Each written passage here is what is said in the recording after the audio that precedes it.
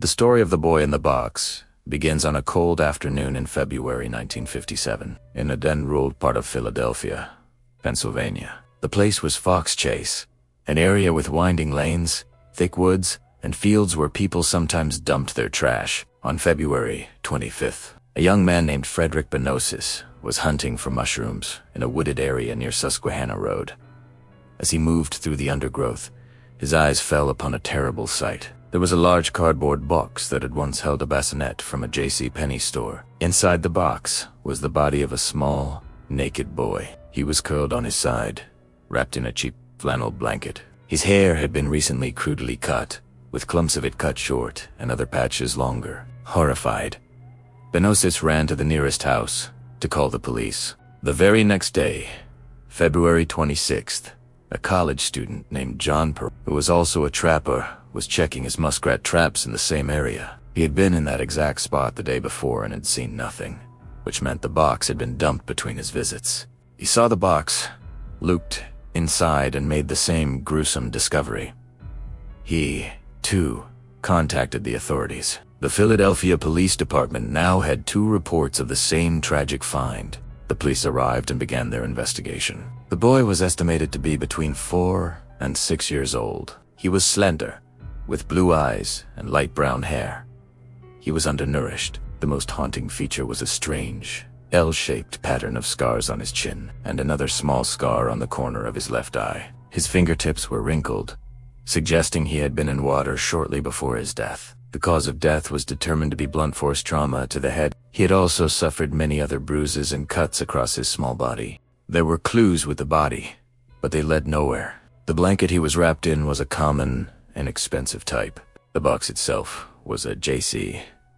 Penney bassinet box. Inside the box, besides the boy, was a small, blue corduroy cap. Perhaps the most significant clue was that the boy's body had been freshly washed. His fingernails and toenails were neatly trimmed. His hair, though hacked at, was clean. This suggested that whoever had dumped his body had better recently been caring for his basic hygiene. The police launched one of the largest and most comprehensive investigations in the city's history. They printed and distributed millions of flyers with the boy's picture and a description of the clues. His picture was put on milk cartons and in newspapers across the country. They checked with every J.C. Penney store in the nation to see if anyone had recently purchased a bassinet and paid with cash, but no useful lead emerged. They even had a death mask created, a plaster model of the boy's face in the hopes that someone would recognize his peaceful, sleeping features. For months, the boy's body lay unclaimed in the city morgue. Finally, a group of compassionate citizens, led by the head of the Philadelphia Missing Persons Bureau, Remington Bristow, raised the money to give the child a proper burial. He was laid to rest in a donated plot at Ivy Hill Cemetery in Philadelphia. His headstone, paid for by the cemetery workers themselves, read simply, "America's unknown child." For decades, the case remained open but cold. Remington Bristow, the detective most obsessed with the case, never gave up. He visited the boy's grave every week for over 30 years, until his own death, tormented by the thought of this child dying without a name. Over the years, many theories emerged. One of the most prominent came in 2002 from a woman known only as M. She claimed that her abusive mother had purchased the boy from his birth parents in the summer of 1956. She called him Jonathan. She said the boy lived with them in their basement apartment in Philadelphia. One day, according to M, her mother hit the boy over the head with a heavy brush when he vomited in the bathtub after a meal of baked beans and chili, killing him. She said her father then dumped the body in the Fox Chase area. Investigators found her story credible in many details, but without physical proof, or her mother, who was deceased too, confirm it, they could not close the case. Another theory involved a nearby foster home for children. Some investigators wondered if the boy had come from there and his death was covered up. But again, no concrete evidence was ever found to support this. The case seemed destined to remain a mystery forever, a permanent stain on the conscience of America. But science, which had failed the boy in 1957, would finally come to his rescue in the 21st century. In 1998, the boy's body was exhumed to extract DNA, hoping that future advances could provide an answer. For years, That DNA sample sat in a database with no match. The key to solving the mystery lay not in matching the DNA to a known criminal, but in using a new, revolutionary technique called genetic genealogy. This technique uses DNA to find distant relatives of an unknown person, and then genealogists build a massive family tree to narrow down the possible identity. In 2019, the Vidocq Society, a group of retired detectives and profilers dedicated to solving cold cases, partnered with a genetic genealogy company called Boda Technology to apply this method to the boy in the box.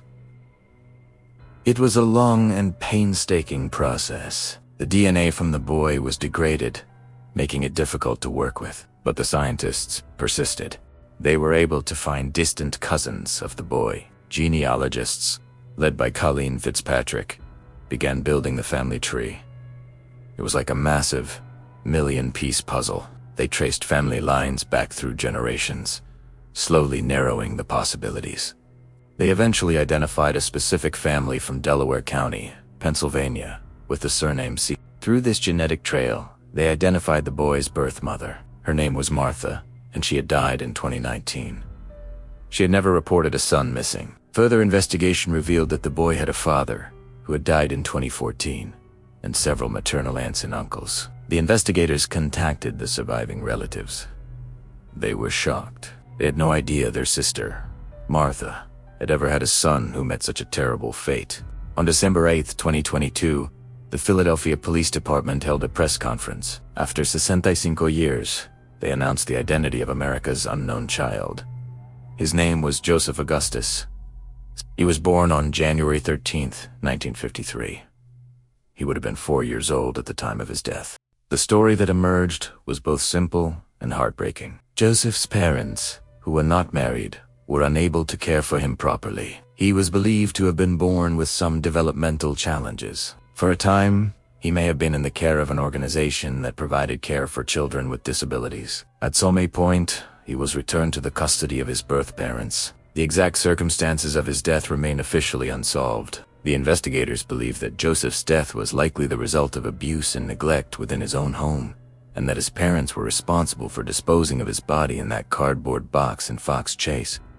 Because all the immediate suspects are deceased, no criminal charges will ever be filed. The identification of Joseph Augustus Siegler brought a final, bittersweet chapter to America's saddest mystery. The unknown child was unknown no more. Ad, a name, a birth date, and a family.